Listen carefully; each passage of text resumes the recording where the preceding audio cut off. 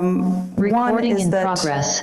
One is that we still need some help with refreshments for next month's meeting. We had a couple people who had to cancel.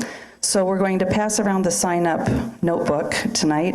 And if you're able to help in November or even some of our meetings later in the program year, March and April we still need some people to sign up for those. So if you have the capacity for that, we'd appreciate it.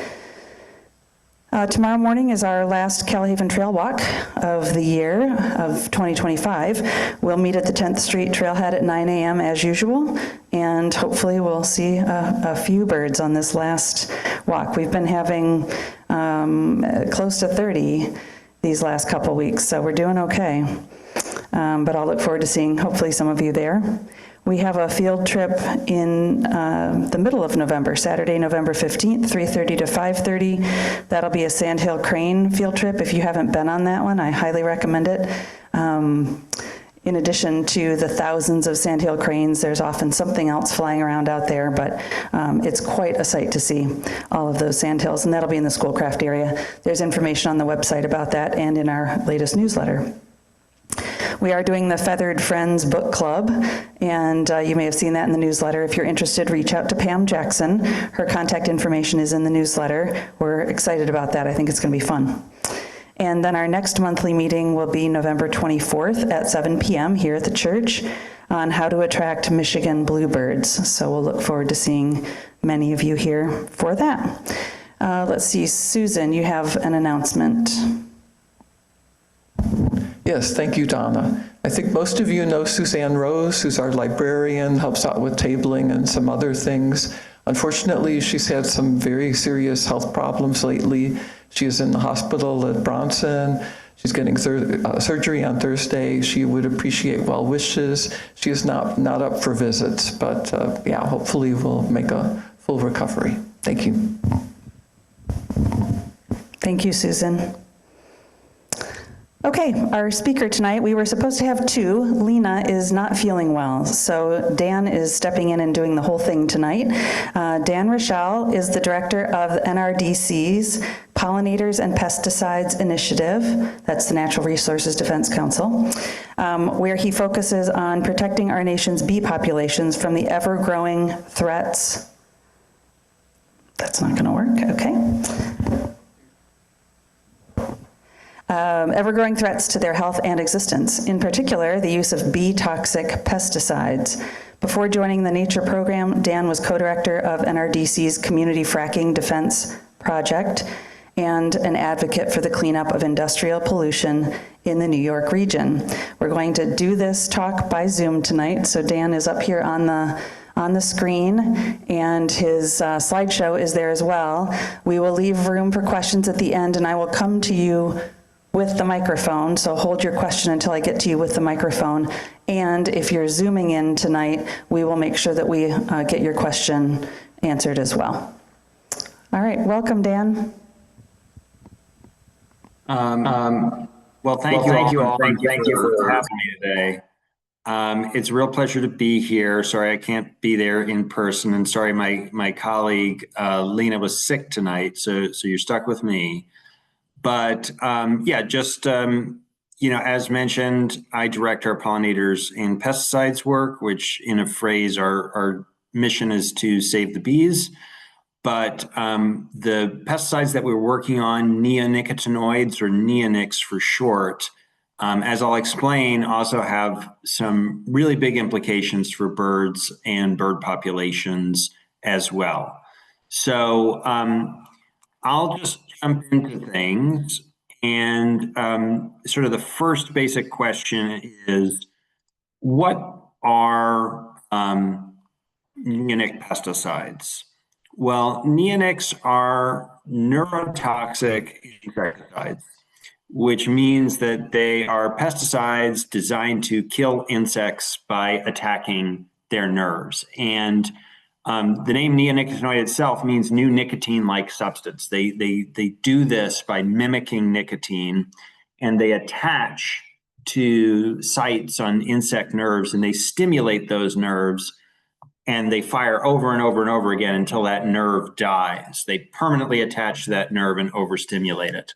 So if you've seen a bee that has been poisoned with the neonic in a high enough dose, oftentimes that bee will start to twitch uncontrollably before becoming paralyzed and dying.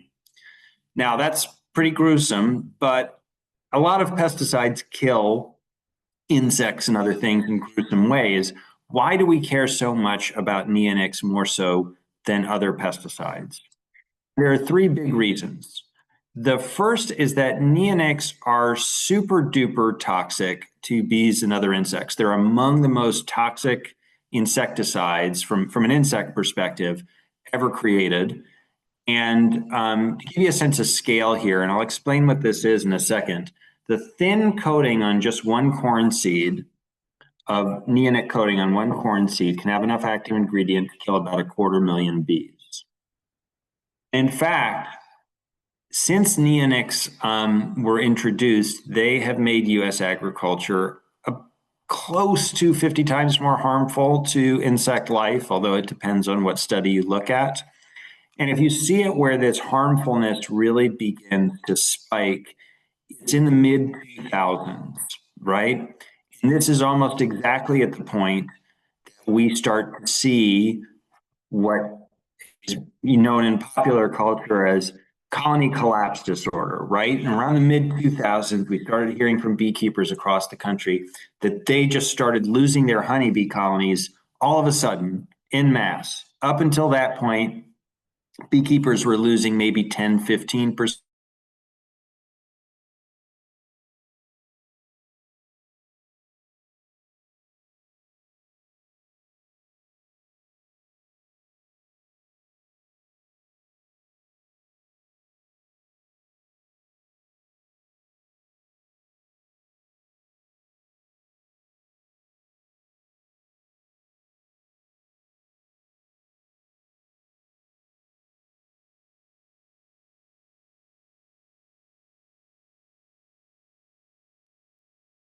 Hi all, sorry, I don't know what happened there.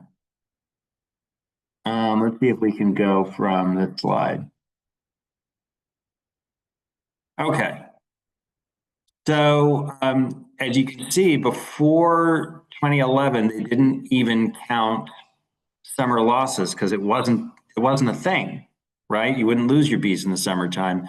But now we see that it's a fairly common occurrence, and even sometimes some years, beekeepers losing more bees in the summer than in the winter. And all of this leads to a trend of greater and greater losses every year. Last year was the worst on record, with a little over 55% of those colonies lost. So the good news is that honeybees are livestock, and as beekeepers are losing these colonies, even though it's very expensive and hard work to replace them, they are doing that because there is a market for bees. They're used in crop pollination. They're used to make honey. The same is not true of our wild native bees and butterflies, though, and other insects that don't have the benefit of an industry that is built to ensure that they are still around. And I should go back one. Yeah, and we already see the effects of that in the natural world. This is actually a study from across the country, but a lot of the data on fruit production comes from Michigan that found that fruit production is limited, top crops like apples, blueberries, and cherries, because of a lack of pollinators, right? There would be more of those fruits or those yields would be higher if there were more pollinators. And that's not, and the loss here, the lack of pollinators comes not only from, honeybees, which are, again, we're able to keep those populations up, but they're maybe about as weak as they've ever been, but also a loss of those native bees and other pollinators, a lot of whom are really good crop pollinators too. It's about 50-50, right? Half of pollination is provided by honeybees, and then the other half by other bees and other insects and other pollinators. The second problem with neonics is that they are really good at contaminating whole ecosystems. So the way that neonics are designed to work, they actually get into the plant. They get into the leaves, the pollen, the nectar, the fruit, everything. The idea is that they make the plant itself pesticidal. And that was a pretty new invention when neonics hit the market in the 90s, and that allows them to be applied in all sorts of interesting ways. Of course, they can be sprayed, and they are, but more commonly, they're applied to soil, or most commonly, they are literally painted on crop seeds. And this is not digitally enhanced. These are real neonic-coated corn seeds in a planter.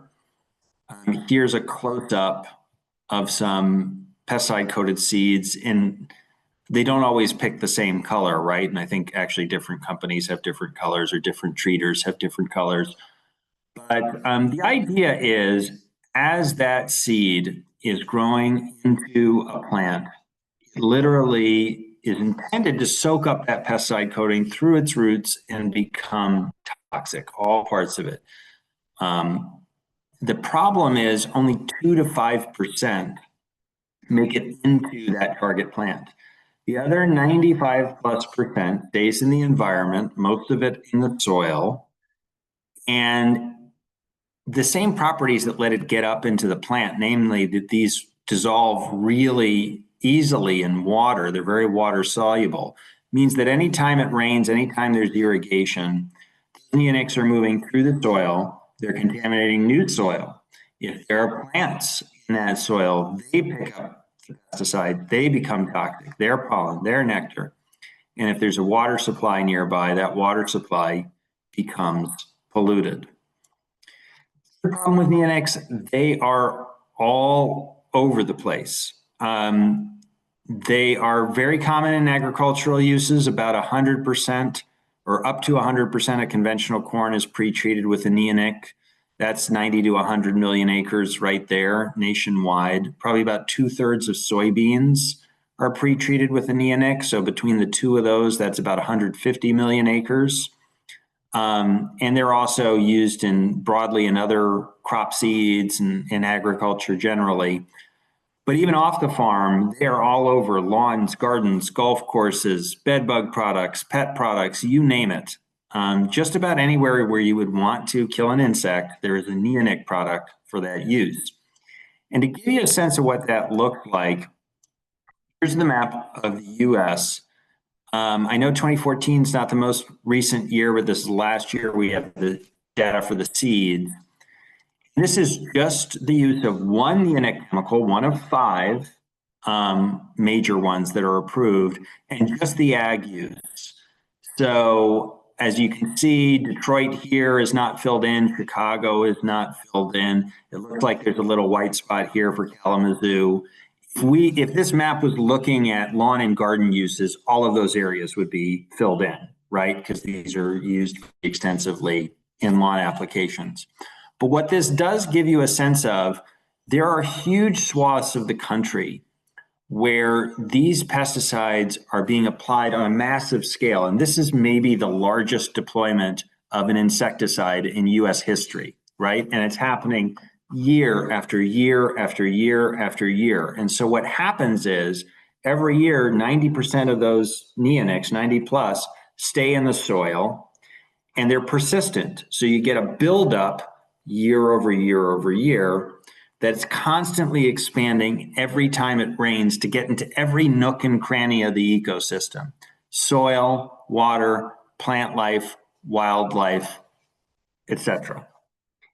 We see that in Michigan. So nationwide, we're on any given day, we're seeing neonics in about half of surface waters across the country.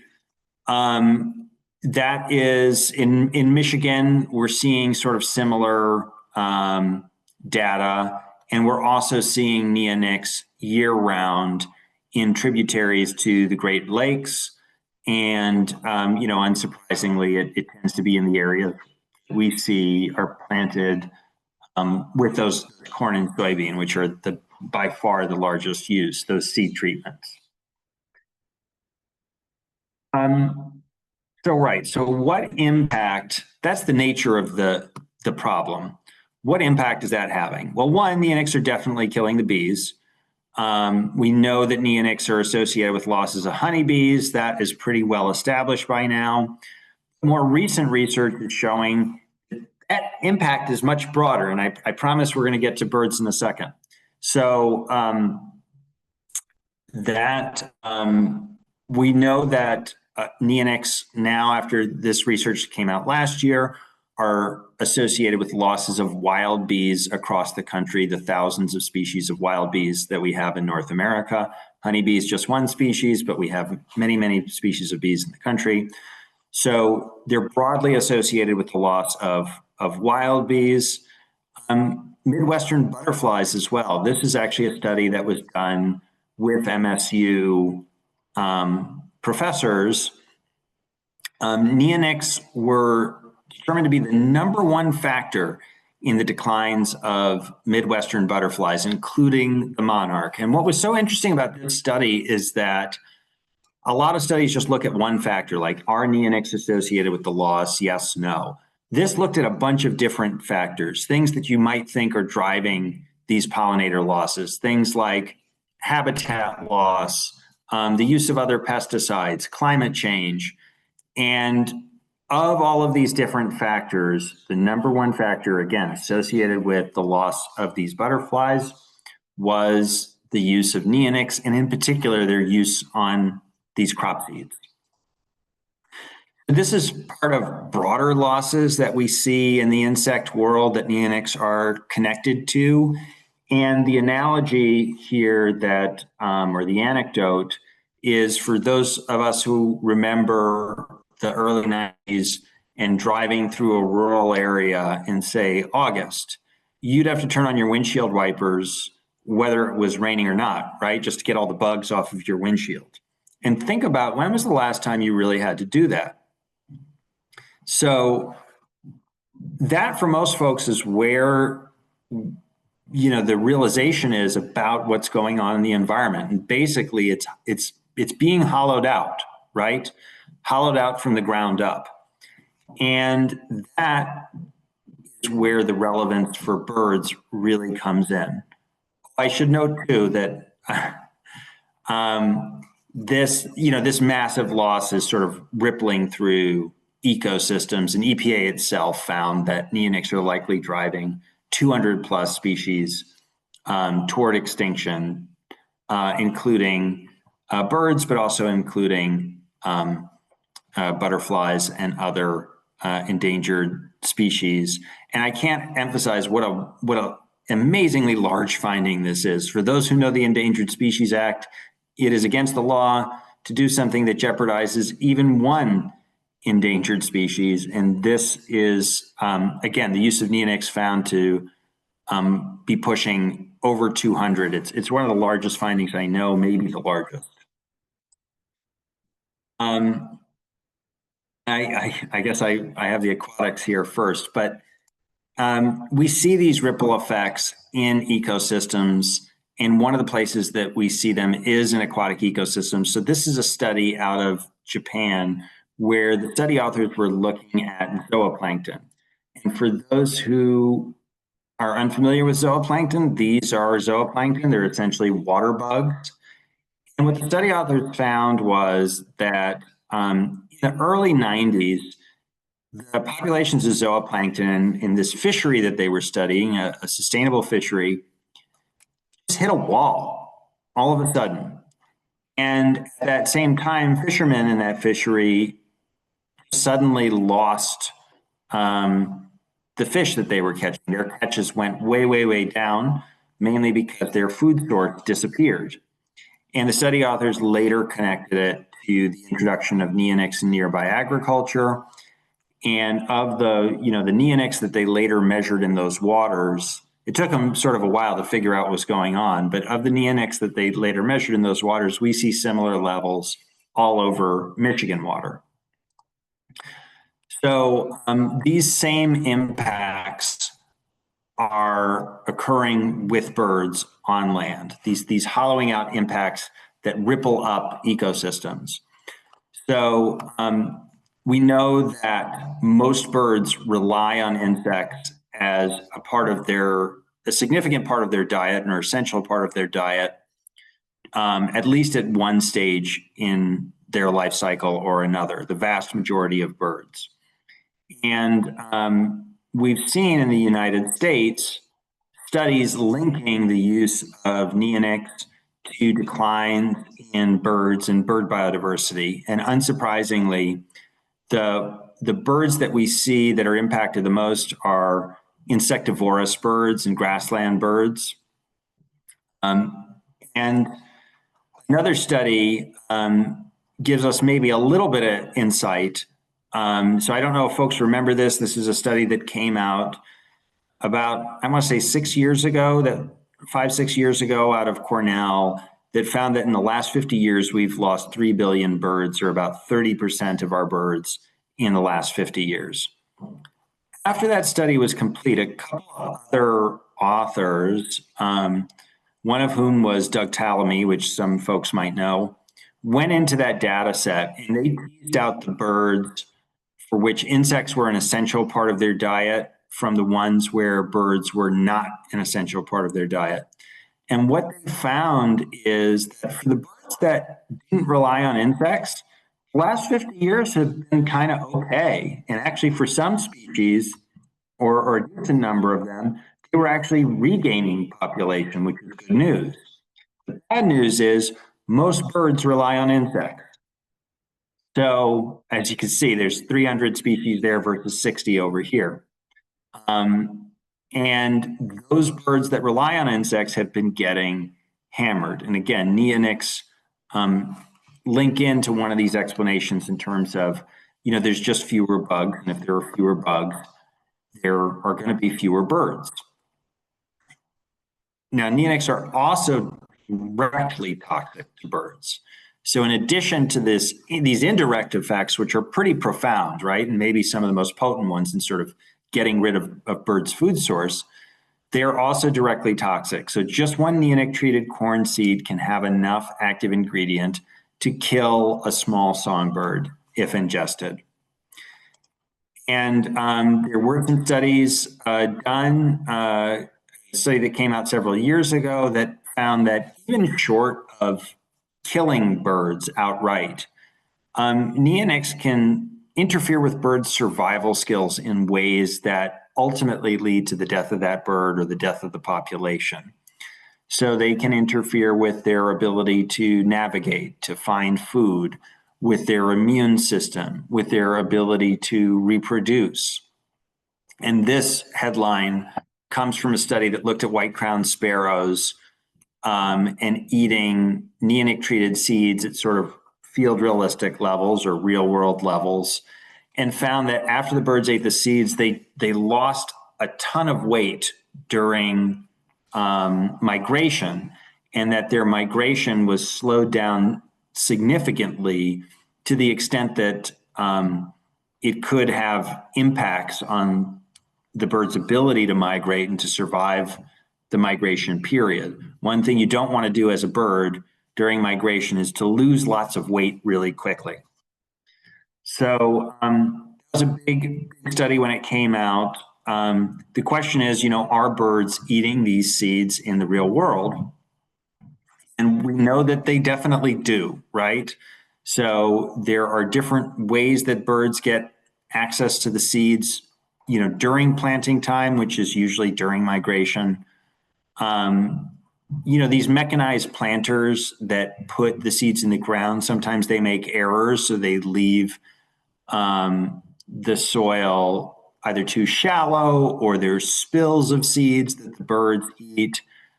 And birds also, if they see the young sprout, they can dig up the seed that still has that pesticide coating on it. And we see that actually there haven't been a ton of studies on this, but the Minnesota Department of Natural Resources did look at this, and they went out during migration and they just went to see, hey, what's going on? Are birds eating some of these crop seeds? And this study found that birds were able to locate spills relatively quickly and start consuming those seeds. And also that looking at fields, right, planted fields, they found neonic treated seeds on the surface of 35% of those. So, yes, birds are definitely exposed to these seeds in the real world during migration.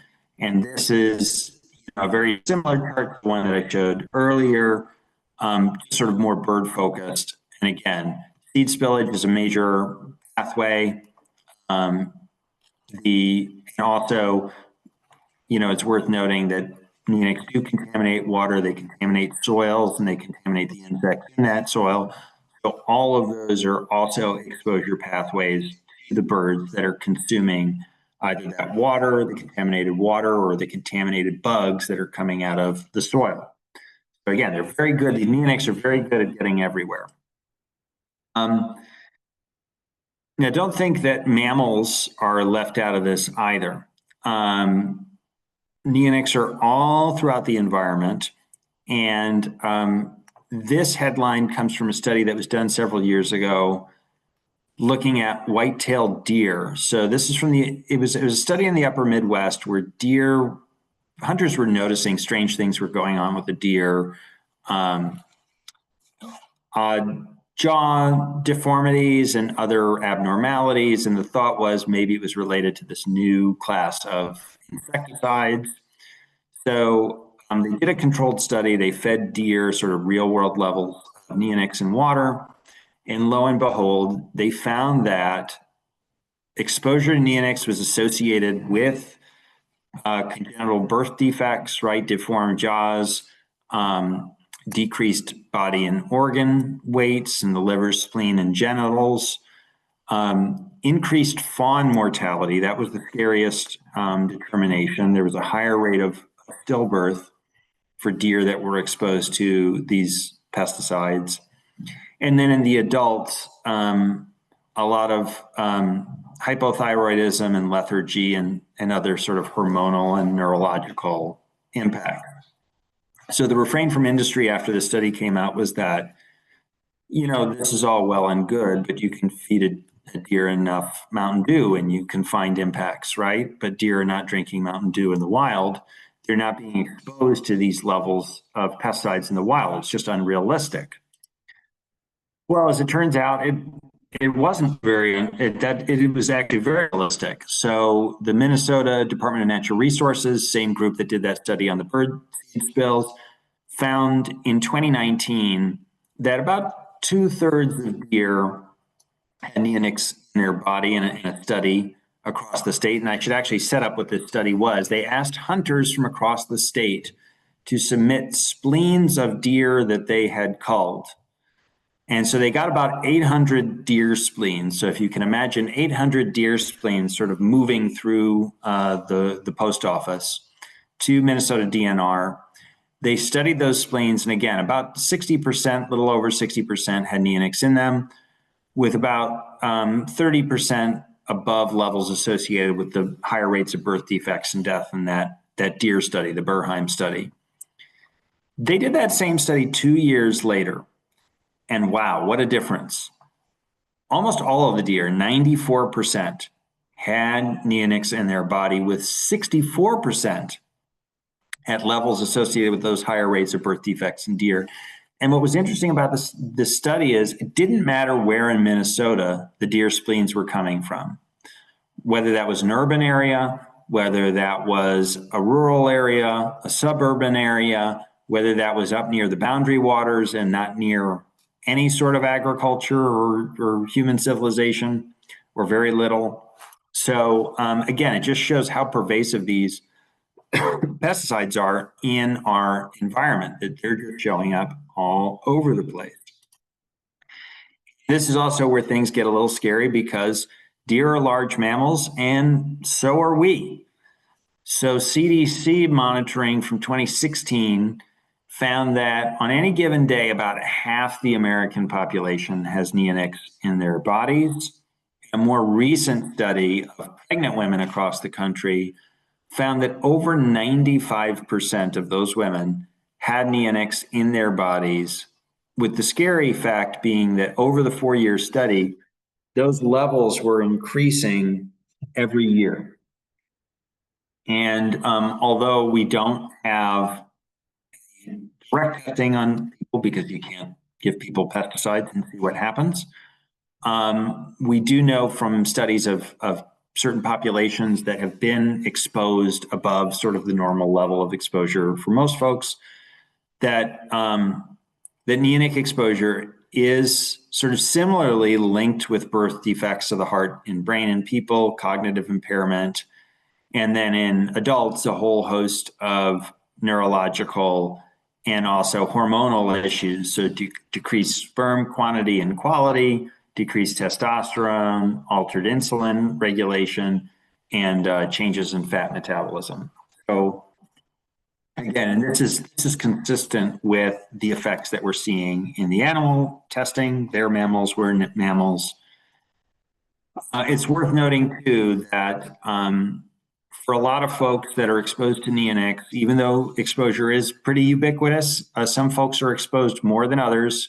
So we're seeing higher rates of exposure in Hispanic women. And we know that, you know, some of these exposures are not equal, right? So if you are able to afford organic produce or you have access to that, you can reduce the level of neonics that you're exposed to. If you filter your water, you can reduce the neonics in your water, but most conventional treatment, water treatment, does not remove neonics from source water. So if you have neonics in the source water, chances are it's going to end up in your tap water. And right, and with the food, I should note too that, like, you know how they tell you always like wash your apple when you buy it? When you have an apple that's been treated with neonics or has been treated systemically, you can't wash the pesticide off because it's literally infused in the apple. It's not on the apple, it's in the apple. And we commonly see neonics in conventional produce and even organic produce sometimes too, which again shows how pervasive they are. Although it makes sense if you're an organic farmer and you are next to a water supply that's contaminated and you're irrigating with that, that gets into what you're growing. Right. So that's sort of the full nature of the problem. Some have likened it to a second silent spring. It literally is an everything issue. It affects everything from the bees to the birds to our water and ourselves. What are folks doing about it around the world, and what are they doing here in the United States? So worldwide, EU, the European Union was the first to act. They banned most neonic seed treatments in 2013, and then in 2018, they extended that ban to cover just about all outdoor uses of the three major neonic chemicals. Canada was going to do the same thing, but they backed off in response to industry pressure, although they have a lot more restrictions on neonics on the national level than we have here. But two of the provinces, Quebec and Ontario, moved forward with a really interesting model, like a sort of a prescription model, a need-based use model. If you want to use a neonic coating on your seed, just get a prescription from your agronomist to say that you need it. And in response to that, neonic use dropped really dramatically in those two provinces. In the United States, EPA is not doing all that much. I did mention that EPA found that neonics were likely jeopardizing 200 plus threatened and endangered species, which is a good start. We actually think it's an underestimate, but they haven't really done a whole lot about it after making that finding. And right now they're going through a process sort of reviewing the neonics and their health risks and their environmental risks.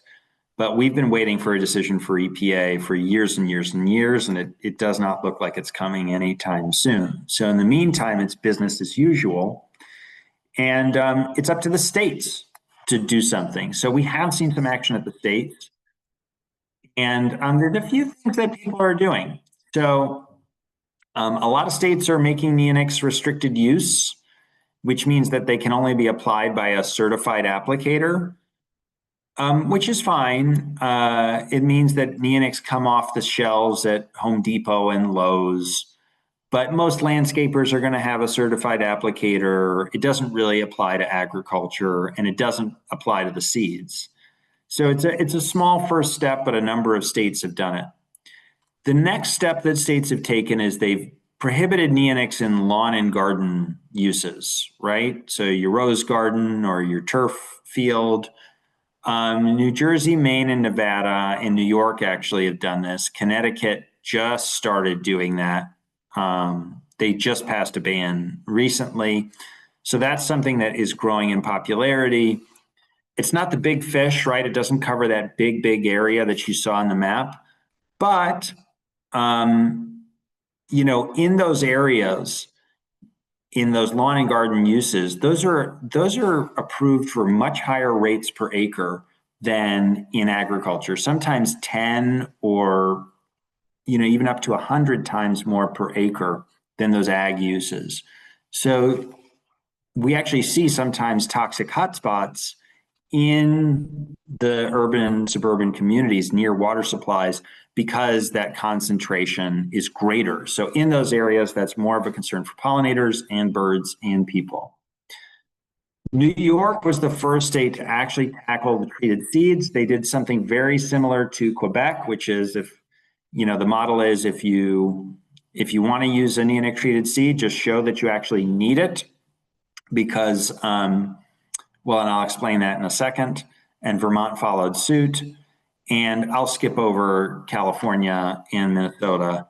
Although I should note that Minnesota did prohibit neonics on state land, on public land. So just talk about the New York bill really quickly, because this is like the big one in the country and the first to really tackle this issue. It's modeled after the Quebec experience. And it's based on a report from Cornell University that looked at over 1,100 peer-reviewed papers, basically everything that had been written on neonics till that point. And it found that two big things. One, that the neonic treatments on the corn, soybean, and wheat seeds in a place like New York or any northern climate were not providing any economic benefits to farmers on average. So to break that down a little bit, very rarely were farmers getting any sort of yield benefit, but even when they did get a yield benefit, if you factor in the extra cost of having that pesticide on the seed versus the benefit, economically, it was a wash. So, and then the other finding of that study was that the lawn and garden uses likewise were oftentimes prophylactic, and they were used without really being needed. And even when you would want to use an insecticide, there were safer alternatives. So I already talked about the bill. The seed provisions don't start until 2029. The lawn and garden provisions don't start until 2027. So still a couple of years away, although hopefully, you know, the time will move quickly. And right, there are exceptions for environmental emergencies and also for invasive species. Those are some of the uses that are still allowed to treat things like emerald ash borer, hemlock woolly adelgid, et cetera. But even just those two uses, right? And this is a relatively narrow bill. It's not affecting any fruit and vegetable use. It's not affecting even other like spray uses, let's say on soybean seeds. It's estimated that when the law goes into effect, it'll reduce neonics by about 80 to 90% in New York. If a similar law was passed in Michigan, I think the reduction would be even greater, because Michigan has a lot more corn and soybean than New York. So the question is, you know, what is going to happen in Michigan? There is a movement nationwide to rein in these really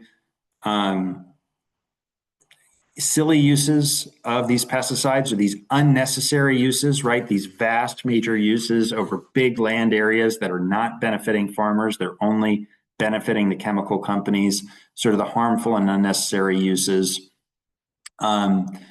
You know, I think Michigan being where it's located, the facts, the reality looks very similar to New York, right? It's a northern climate. You're not going to see those economic returns from these uses. So it's at least, theoretically possible that something similar could pass in Michigan. For folks that want to see something like that, you can always reach out. You can talk to your representatives. You can email them. You can call them. When it comes to the state legislature, folks are more responsive than you might think. They actually do care what constituents think, and they don't actually get that many calls. Certainly not compared to like a U.S. senator. And if you know other folks that might be interested in learning more about this, let us know, because we always like to give this presentation. And for those who want to stay in touch, Lena's contact information is here. You can reach out to her. You can also reach out to me. And we have a short Google form as well. And, at sort of the smallest level, but still an important one, and I know I don't have to sell this crowd on it, but, on the home front, you can plant native plants and not use pesticides. It's good for bees, it's good for birds, and it does make a difference. So I think from there, we will go take some questions.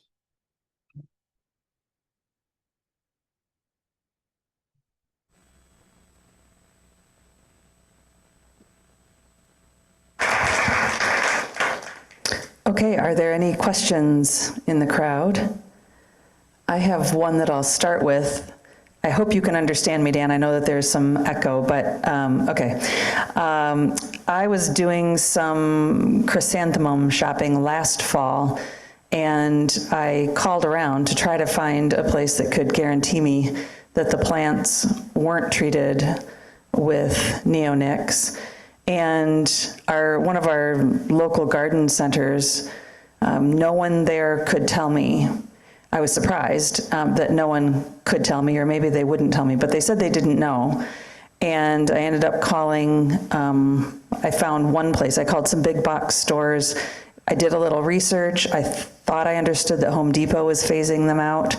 But I did find one place in town that could guarantee me that the chrysanthemums there would not be treated with neonics. I'm wondering if you have any suggestions about how we can find, in the cases of mums, I mostly have native plants, but if we do want to seek out something from one of those places, is there a source? Is Home Depot, do you know, phasing things out, or is there some way that we can be more sure?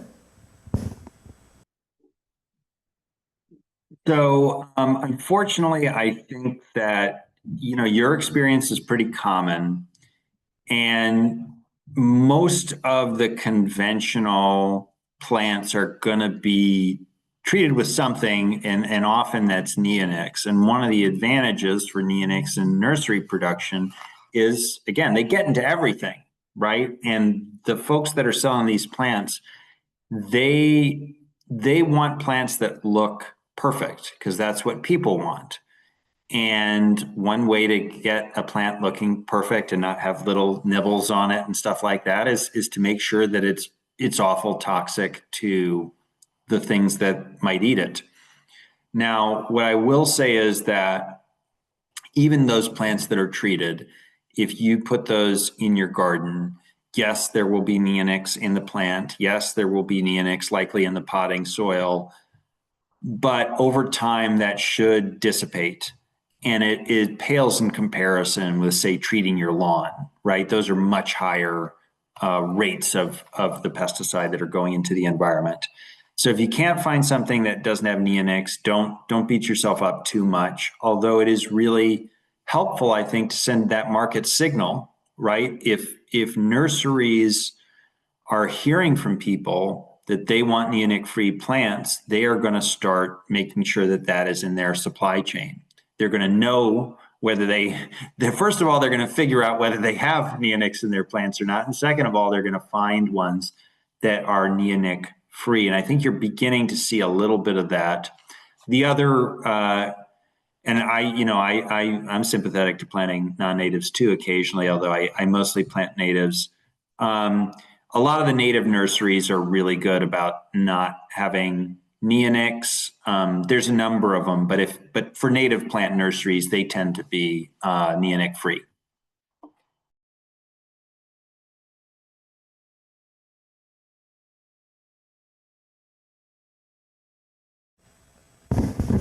Thank you. Yes, that was a great presentation, very thorough.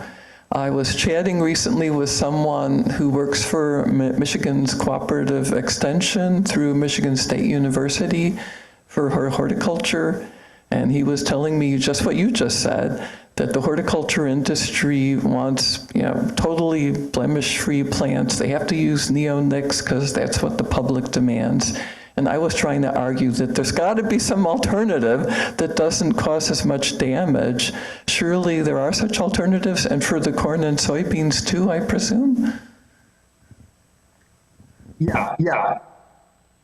So I think that, well, first off, again, what the Cornell folks found is that the best replacement for most of the corn and soybean use is nothing, because it costs money to put the pesticide on the seed, and there is not an economic benefit from doing that.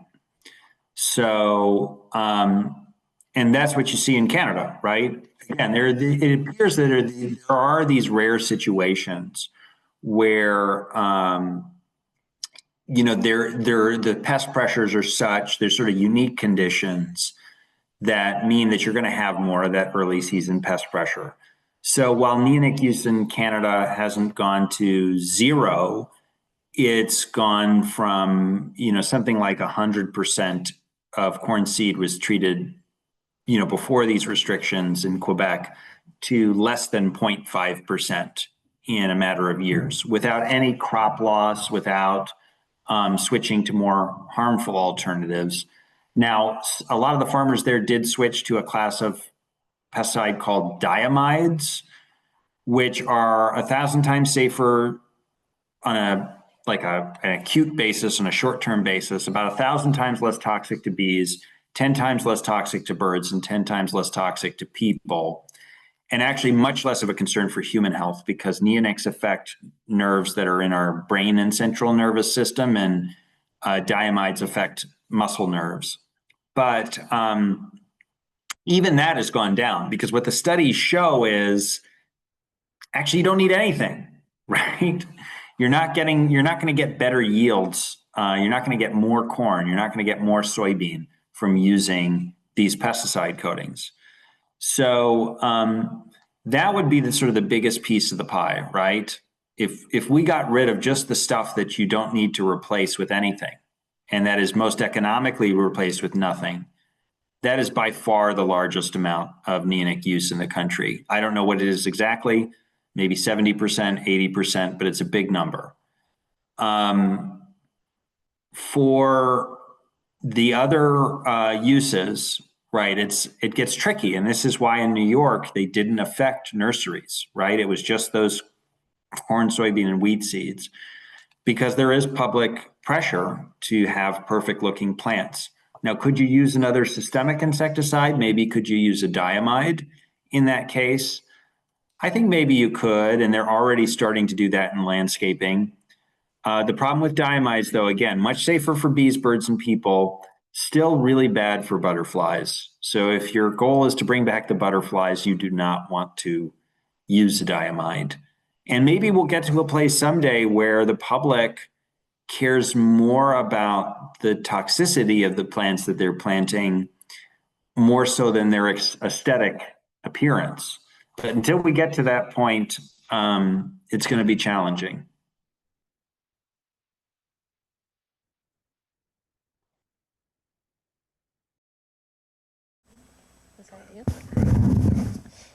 Hi, thank you for your talk. Do you have a crib sheet available for when we are emailing or calling our representatives that might hit the most important points to make?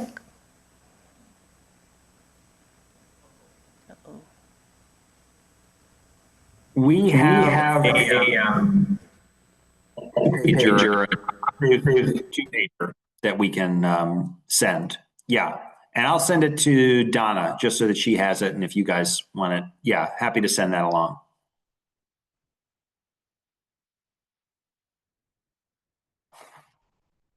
Solutions that are currently making their way through different avenues. Are there also judicial solutions that NRDC or others are pursuing, such as suing EPA or the like, to enforce existing laws?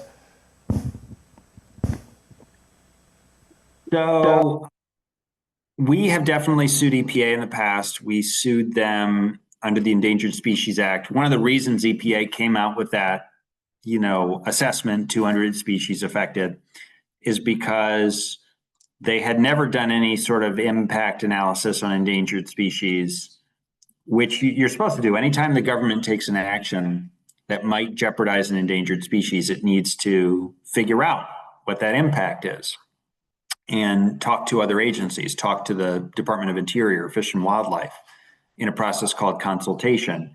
And it might surprise you that for a class of pesticides that are the most potent insecticides or among the most potent ever created, used on hundreds of millions of acres across the country, outdoors where vulnerable species live, EPA had never done that analysis, right? So we sued them for that, and they started doing that analysis. And as a result, they may one day restrict those pesticide uses, although we'll see. There are other processes too. We petition the agency, and I won't get into the details because it's very, very wonky. But basically, we feel that EPA is allowing at least 10 times more neonics in food than what the law allows. There's a law, it's called the Food Quality Protection Act. It limits the amount of pesticides that we have in our food and water in order to protect children's health, mainly their neurological health.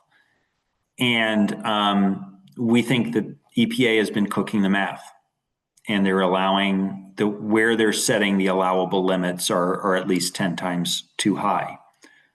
And then, of course, there's a process where they're looking at the federal food drug the FIFRA, which is the federal pesticide law, and there's some legal hooks there too. But EPA hasn't taken a lot of action recently. A lot of times you can sue a government agency when they do something. When they don't do something, it's a little harder. You have to sue them to do something, and then you have to sue them again for the thing that they did, maybe if it's not good. So all of that is stuff that my organization engages in. I'll note too that we did have a lawsuit in California, and most recently we had a lawsuit in Minnesota, or we have a lawsuit where we're suing the State Department of Agriculture. So there is a law in Minnesota, the Minnesota Environmental Rights Act, that says that the state has to protect the environment and clean air and clean water, because that is part of Minnesotans' rights to the environment. They have the right to have the state protect it. And the department, MDA, Minnesota Department of Agriculture, has long recognized that neonic-coated seeds are big water contaminants and that they're really, really bad for pollinators. And they've written all sorts of comments about it, but yet they haven't done anything. And actually, most state agencies, and I didn't get to this in the talk, don't directly regulate neonic-treated seeds.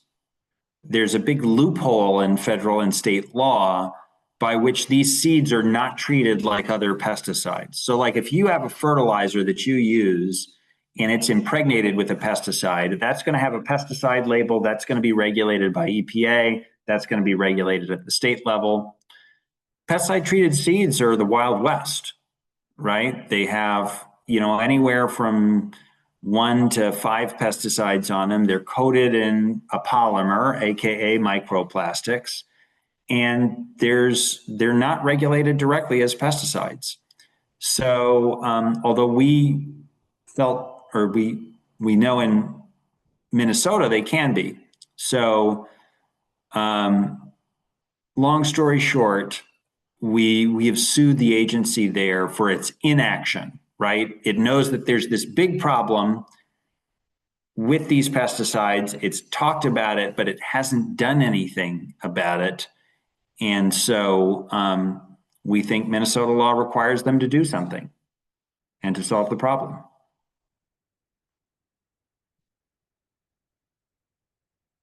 For doing something like that in Michigan?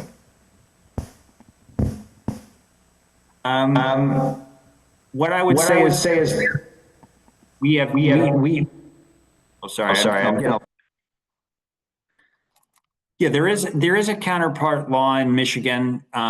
We haven't looked too much into it yet, but I think we are always considering all of our options.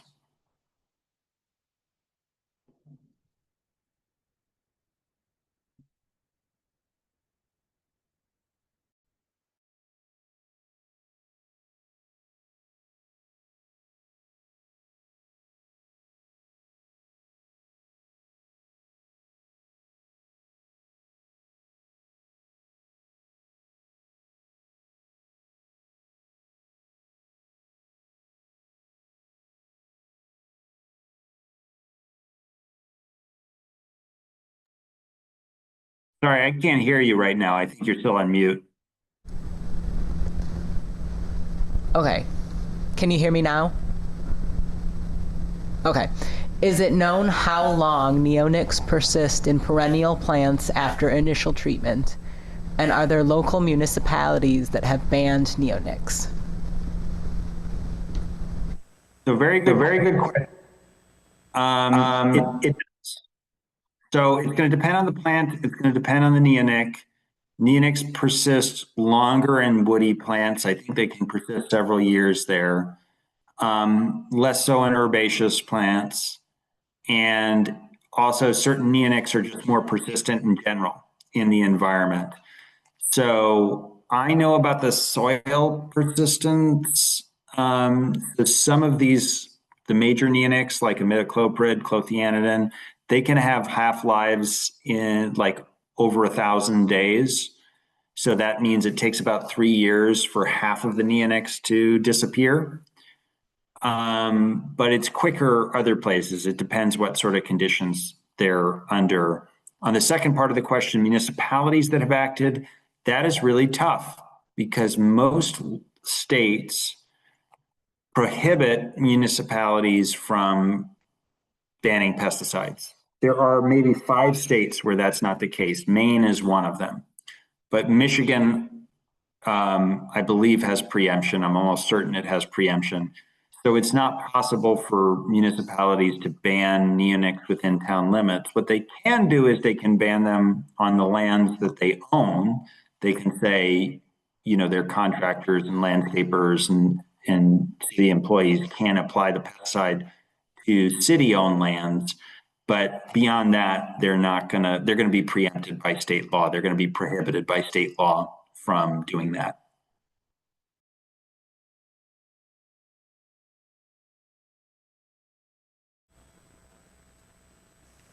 Any other questions?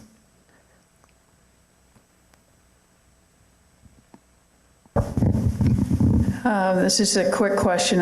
Is this something that golf courses use to keep their greens perfect? Absolutely.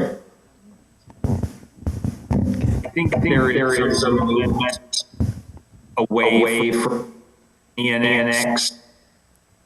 I'm still black on. There is a movement, I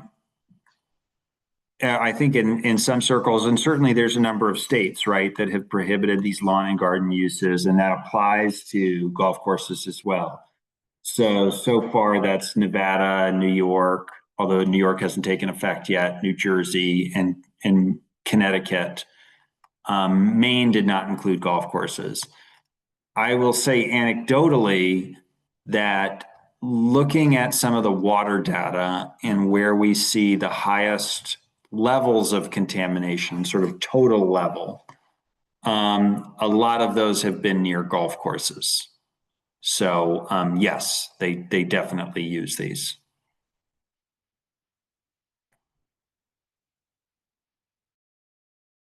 Since the farmers are losing money by using neonics, spending the extra money and not getting an increase in yield, are they amenable at all to not using them just simply from the economic argument? Like, has the Farm Bureau been approached, or some of the other farmers' organizations? So I think that there have been, I think, some interest, especially from the soybean industry, I think has funded some research. I'm not sure if corn growers has looked into it more themselves. I think there is some interest across the board these days in reducing input costs, and this seems like one that's unnecessary. At the same time, it's hard to know exactly how much these coatings cost because the seed companies are very secretive about what the prices are. It's not like going to McDonald's, right? And everything's just up there on a chart. They sell all of these as packages, right? You buy the corn seed with the 3 genetic modifications. It has the 3 or 4 pesticides on it. It's sold as a package, and they sell it to you with the Roundup that you're going to use later in the season to treat the plant, or sorry, to treat the weeds around the plant. So it's all sort of sold as a package, and it's difficult to tease out what are the itemized expenses. And in fact, so what's happened now is that the companies that make the seeds are the same companies that make the pesticides, right? And so they bundle these packages, they sell them like that. And oftentimes in certain markets, namely corn, right? In corn markets, a lot of times they don't give farmers a whole lot of choice, right? You either buy the package or you don't buy the seed. And the farmers really want the genetics on the seed. That's what is sort of most desirable. But if you want a particular genetic or particular gene with corn, a lot of times you're going to have to buy that with the neonic on it, and there's not really a whole lot of choice. So that's part of it, is that you have a few companies controlling the market, and that power that they exercise, they use to their advantage, and to put the extra stuff and the bells and whistles, and to have farmers pay for that. So seed costs have gone way, way up. A lot of that is genetics, but so that's part of the issue. The other part is that the neonic coating is an unnecessary input cost in most instances, but it's not so expensive that it dissuades the market from putting it on. And that you might say in like sort of the soybean area where there is a little bit more freedom. Now, part of it is a lot of times that seed dealers, the people that are selling the seeds, have financial interests with the big seed and chemical companies. They're subsidiaries, or they have some sort of deal. And a lot of the information is coming from them. And of course, the seed and chemical companies have materials that say how useful these products are. So some of it is a little bit of misinformation. Some of it is just folks are buying the package. They don't really know the itemized costs. But then the last piece of it is that, again, there's these rare cases where you might have the pest conditions that would cause problems, and that you could, again, in rare cases, use that neonic coating on the seed. And so folks see it as sort of a form of cheap insurance, maybe. You don't actually need it, but for peace of mind, maybe it's worth the $5 or $10 an acre. So now what we've seen is in the jurisdictions that have gotten rid of neonics, we haven't seen any crop losses or switching to more harmful alternatives, right? We've heard a lot of, complaints about the sky falling or about to fall, and that certainly isn't what happened. So there's a lot of heart. We can take a lot of heart in other jurisdictions that have acted, but the market. Sorry to talk on so long, but the market problems are sort of complicated But that's exactly why you need people to act, right? Why you need something to shake the market up a little bit, because right now the market is not working.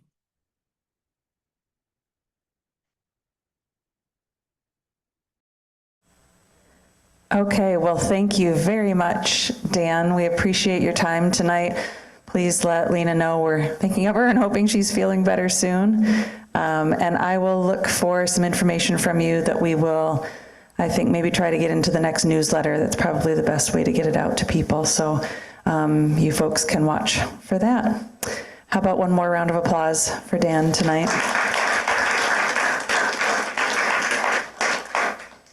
All right, thank you. Yeah, thank you all for having me. It's a pleasure. Okay, and before everyone goes, you must take cookies, muffins,